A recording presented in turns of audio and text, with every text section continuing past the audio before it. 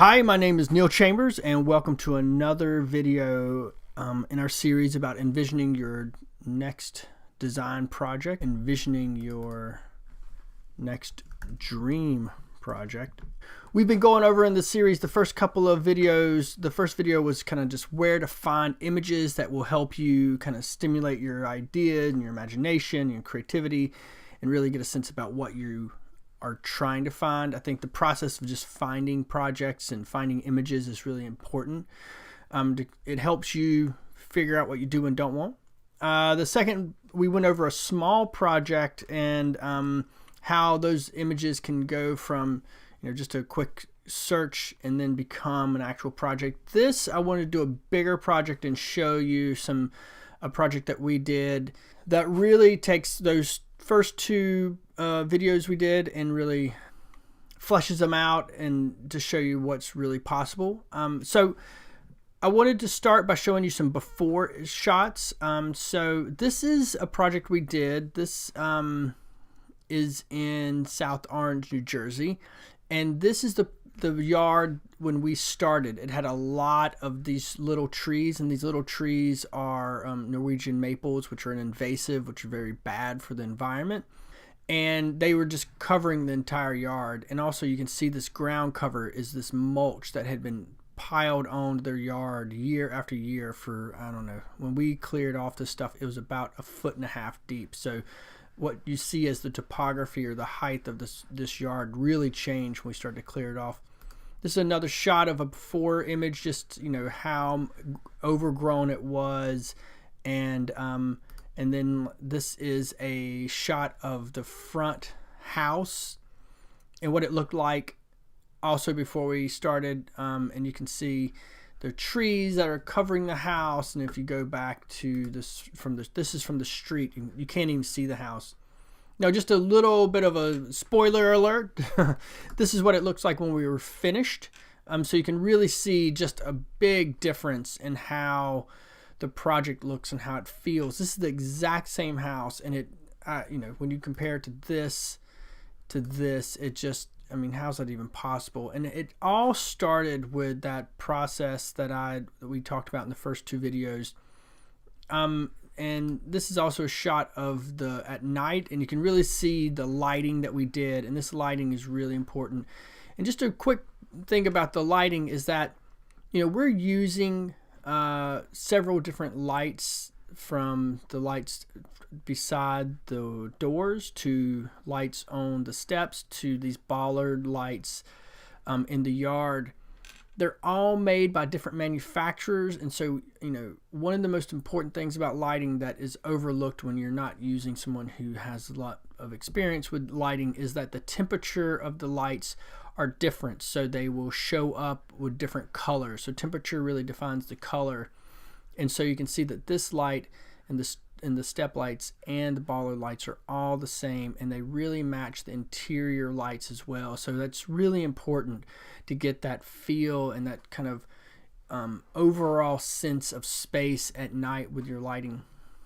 So I just want to kind of go over a couple of things and how we got to this point, because when you look at like the before shots and you're like, how did this happen? It almost seems, when I look at it, it almost seems like a little bit of magic.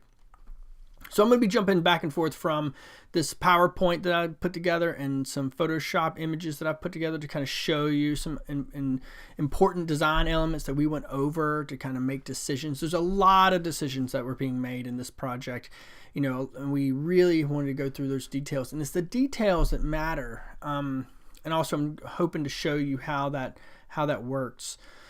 So, the first thing that was really important was to look at the overall house. So this is the house. We drew a border around it, and then we kind of highlighted the footprint of the house. And actually the property goes down, but this whole area is a steep slope, and that was kind of our first, when I met with the clients from the first initial consultation, we really started to divide the project into 3 parts, where we were going to do a design for the front of the house, the back of the house, and then the slope, because it was just so much to take on as one project. So one of the things I do with all my projects is I just look at the sun path, and I'll take a sun diagram and juxtapose it against the image of the yard, so we can get a feel for where sunlight will be and won't be, where shade will be, and this is really important for plant selection, but also where you want your seating to be. And we talk a lot about what's the comfort level you want, how much shade do you want, and how much is just naturally available, and then how much would we need to create, and that might be through trellising or shade trees or whatnot, or maybe you don't want shade, and so we want to figure out where shade will be and how we can eliminate that shade, and that might be from taking trees down. For this project, we removed a lot of those invasives, which is really important to do. All those trees are like seeding, and they send their seeds out every year, and it just causes more damage to the environment downstream. So I know there's a lot of talk about like keeping trees, but Norwegian maples are really not the best tree to keep. I mean, it would be great to replace those or just get rid of those so you're not damaging the environment. So what we were doing, I think it's really important to talk about. We were looking at areas that had existing shade. So this was a full shaded area that was in shade all day long due to all the trees. And we wanted to keep some of the shade in the back and then really start to open up the sunshine into the side.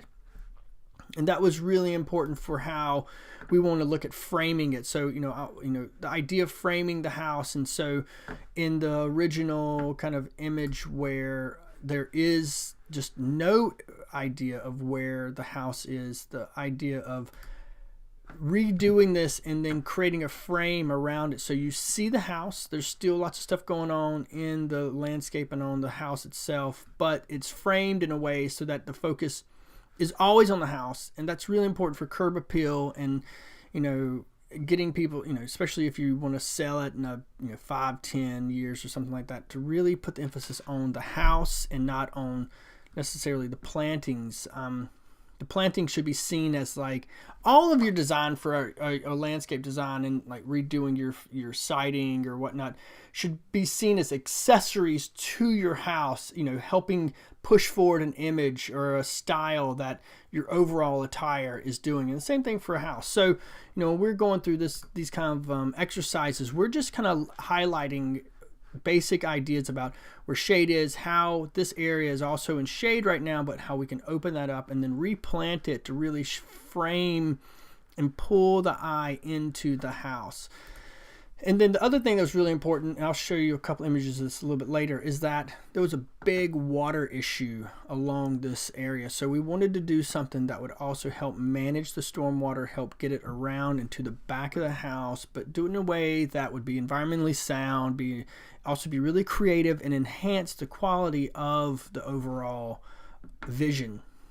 And then lastly is just how we're going to, this highlighted area, this outlined area is the driveway, and how this driveway as an existing concept would help inform all of this, because this is really important in terms of just daily use and where people are going to park and kind of walk into the house. And just to kind of go back, is that the existing condition, you had this driveway and there's just this little walkway that went to this little stair and this little porch that was a step down from this black door.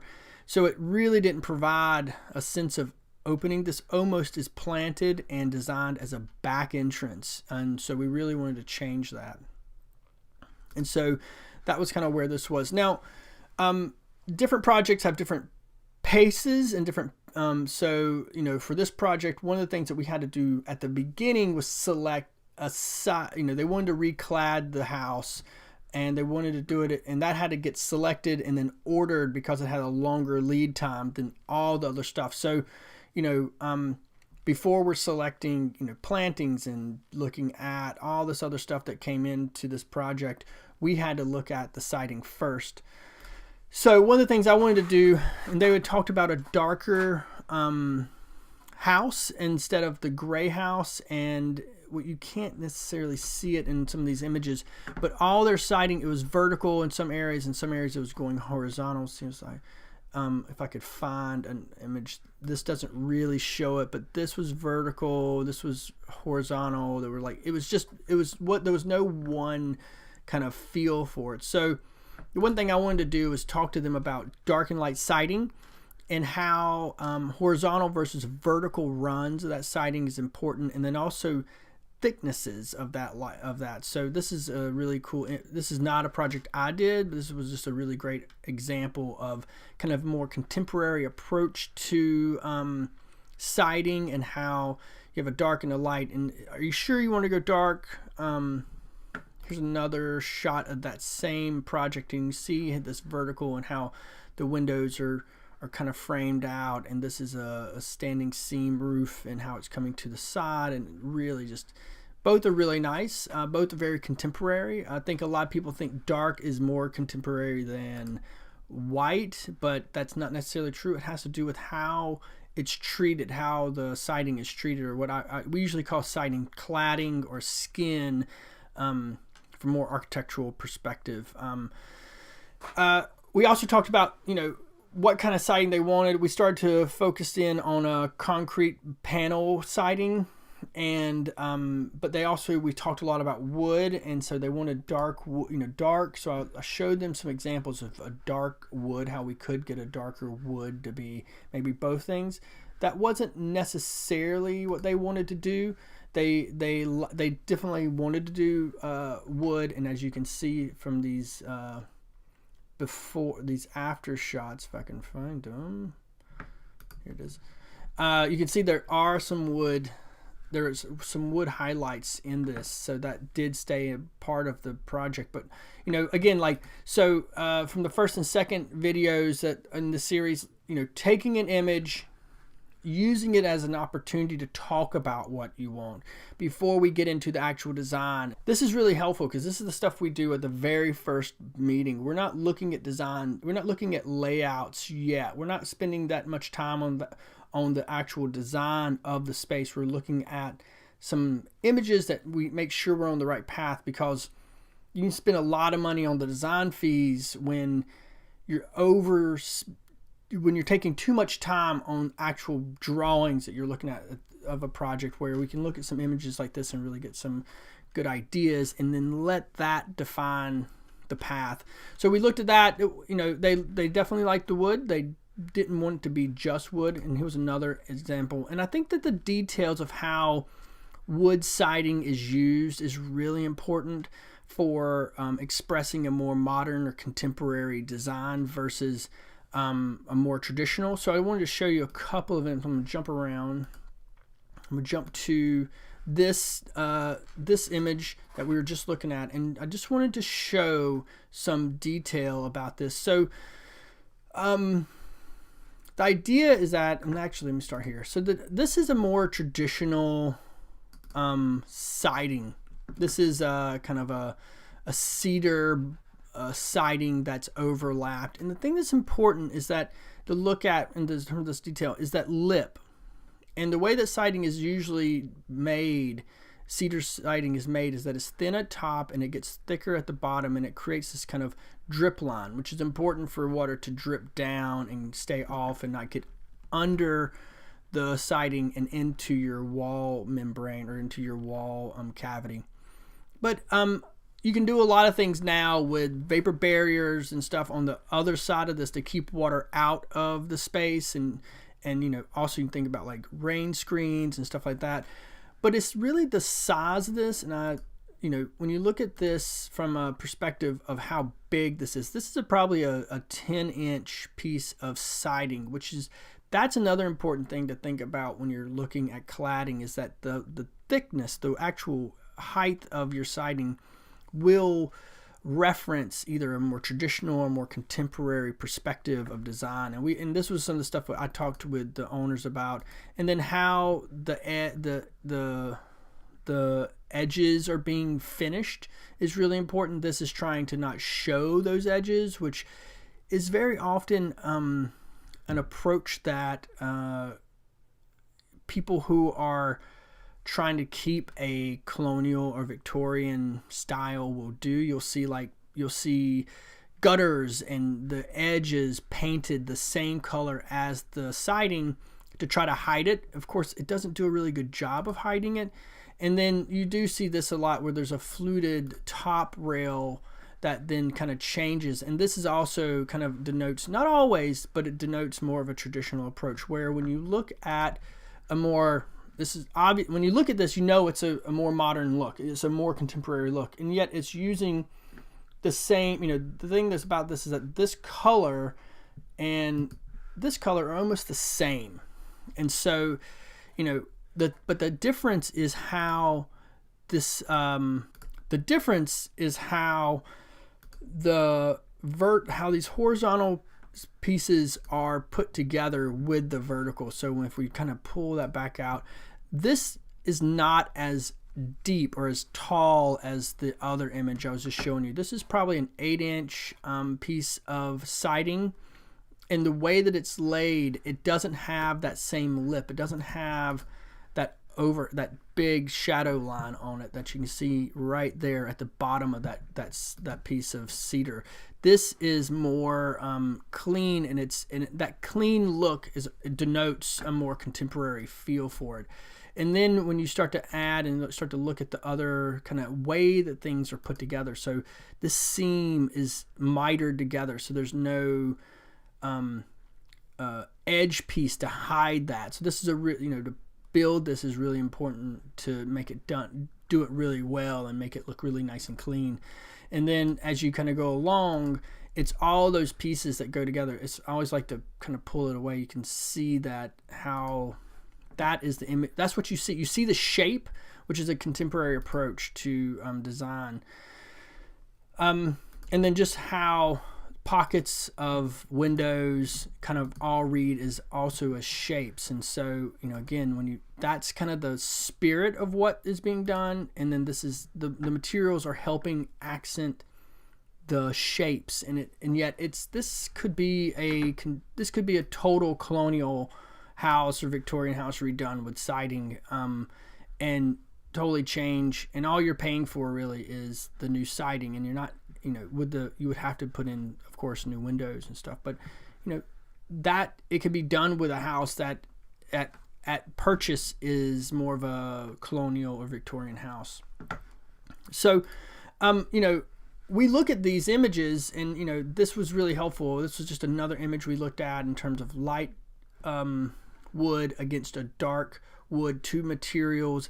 And this image was something that came up, and when we looked at it, it was really important because it became something we talked about, that they liked how the difference of color, so that the wood red is wood more than something like this. This kind of reads as wood, where this is a wooden color, and it reads really well as wood against a dark background almost. And if we go back up to the after image that we looked at, you can see some of that already happening. So when we accented this, and you see that dark, so some of these decisions and these conversations we're having at the very beginning find themselves into the final project. And so just some other ideas that we were looking at in terms of plantings, in terms of, to deal with that water issue that I highlighted earlier. I was talking about like looking at pavers that would allow infiltration, and this is something that we did do, and I have an image of that I can show you. And just to be sure, I did show them that, so this paver and this paver is totally the same. It's just how the chamber inside of this is filled in. So you have some grass and some that are filled in with concrete. But I wanted to just show them another idea of what that could be, to make sure that this kind of grid was what they were looking for. To make sure that this grid is what they were looking for. And sure enough, they didn't like this as much. This was more along what they were thinking, and it helped. And talking about like walkability and things like hills and flats, and just how to walk back and forth, because it would be in the front of their house, so it would be used a lot as almost a pathway. This became a better option. At the same time, we looked at things like this, and that was stuff that they did not like, and I think it was important to look at things that they didn't like. So they didn't like this very contemporary approach. We also looked at stuff like this, which is a little bit more traditional, also not what they were looking for. So, you know, showing them stuff that they did like along with things that they didn't like was really helpful to navigate this first kind of design meeting, where it's really important to set a really direct path and make sure things are going in the right direction. I just want to jump back over to this. So this is an image of how it finally looked. This is the one, you know, an after shot. And I wanted to show you some of the stuff that we had just talked about siding that shows up in the final product. So, you know, things like the siding itself. So we decided on a horizontal orientation, and this is an 8-inch wide piece of concrete or cement board. People call things like this cement, and it's actually the brand that was used calls this a cement board, but it's not. Cement is the powder. It's not. Once you mix that powder with water, it becomes concrete. So the you know, I had a structural professor in college when I was studying architecture correct everyone who ever called concrete cement, and it just stuck with me. So it's a little pet peeve of mine. So this is a concrete panel. You can see how you know, instead of a 10-inch, which would look much more and would not look right for this house, we went to an 8, so it had a more of a contemporary feel. There's still a little bit of an overlap, which has a lot to do with how the water will drain off, but it's much less than kind of a cedar board, which would be about an inch wider at the bottom, so that line would be much more pronounced. That was important. That design decision also shows up in this front fence that we did, you know, really kind of repeating some of those decisions. So it's really cool when you take that out. You know, these decisions start to help visually connect pieces to you know, this. So often you'll have a house that does a fence that doesn't relate to the house at all, where this really does, and it makes the house and the yard feel bigger even though we're fencing it in. And so I also wanted to show you, so the way that this cement board is put on, I want to show you how that compares to, I'm going to zoom in, you can't see it super well, but how the wood is put in. So this wood that we used, this was a tiger wood. It's a sustainably forested wood that I used. Really beautiful. It has that nice orange tint. When you look at it, like the importance of how these different lines start to add up to its own little its own voice, really. You know, so as I just kind of put these different lines in, you can see how there really is, the way that it's finished is nice. Some of the things you can't see with the lines on is like how that bottom line is just a clean bottom, how the wood, there is no edge piece hiding the way the seam is put together. It's just two pieces of wood mitered together to really fit, and then you have kind of a framed up piece at the top, which is really nice. And that was there. The reason we decided to do that is that this arrowhead almost starts to reflect this arrowhead, and I have some more stuff to show you with that, so that they start to, you know, the idea of these different images or these different elements start to really show up. So I just wanted to show you that, and then how, you know, the wood here jumps over to here, and if you take that out, you can really see how, you know, there is this language that starts to just happen with the lines themselves, which, you know, I think as a viewer who, if you're not really involved, and you might not recognize, you might not be able to point out specifically, but it's there. And I think a lot of people really love this house. The owners have gotten lots of great comments about it, and a lot of it has to do with these little decisions that have the details all wrapped in together.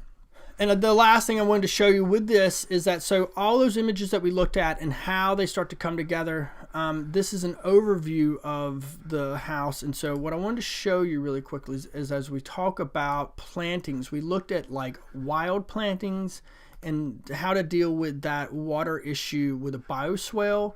So this is a really beautiful kind of like path over a bioswale, and the grass is growing through this path, and it's really beautiful because it's metal and it's nature kind of coming together, a little place to sit, which is also really nice. You know, this is kind of the traditional, again, like the kind of conventional way of doing it. It's good. It's not great. I think there's a lot more you can do, a lot of different plants you can plant, you know, kind of thinking about, instead of a pond, looking at different plants as well. But this is a basic approach to a dry creek or bioswale where water would move through this area very effectively. We looked at grass swales as well, grass swales as well. And how to think about moving that water through, but also maintaining and letting it stay an element for the yard. I've done these a lot, and they're really nice. And when you have this kind of bumpy grass and stuff, it just has this really nice kind of almost foreign feel to it, like you're just in a different place, which really is nice, especially when it's just in your yard, and it becomes this place, if you have kids, that they'll walk around in it. And then, you know, you can plant this a little bit more and get little plants coming out, and you get little insects coming in. And it's really a great place to come and just to explore. You know, kids will also, if there's a little puddle of water, the kids will just play in it, because, you know, you want all of your design, all of the elements in your yard to become amenities as well as not just solutions. You want them to be amenities, not just solutions. Another one where it's a similar approach, but much more planted to be visually stimulating. And so I want to jump back here and show you kind of how we articulated that stormwater issue, and how we tried to address the stormwater, and then how that read into the overall project. So this front area, we always talked about it, instead of a pathway, as more of a plaza, which is exactly what it became. You know, this area right here is that paver we had discussed, and how it lets water go into the ground versus puddling on top of hardscape. The wood, which is really nice, so just to kind of pull this out, became this repeating element that will take your eye from one side to this point, or come around to this point. And that was what was really important. So in the original image of the before, it was this black doors, this little bitty step.